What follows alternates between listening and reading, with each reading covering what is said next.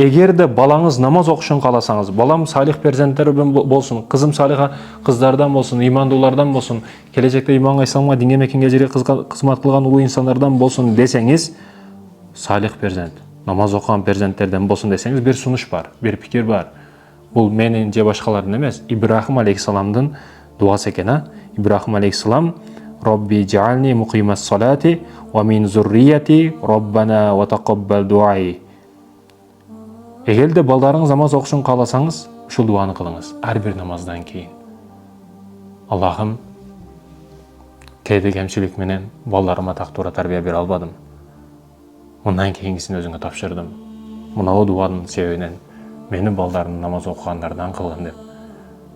Дуа кылыңыз, урматтуу мекендешим. Урматтуу мекендешим, биз чай ичип отурабыз бир жерде. Бир кичинекей карындашыма дуаны окутуп жаттатып үйрөтүп койдум эле. Коноктор келип калды, коноктордун бардыгы туруп кетип атат. Чайды ичип эле туруп, могу жерде бирөөсү неме кылып атат, бирөөсү ишин кылып атат, бирөөсү китебин окуп атат, ошону туруп кетип дуа кылбастан. А баягы кичинекей кыз чайын ичип бүттү дагы, колун көтөрүп, дуа кылып койчу десем дуа кылып атат. Нар жактагылар бардыгы бизди карап калды. Ушу кыз акылы жеткен, кичинекей кыз акылы жеткен нерсеге биз акылыбыз жетпеди деп бардыгы уялып калды да. Бата кылганды үйрөнүңүз, үйрөтүңүз.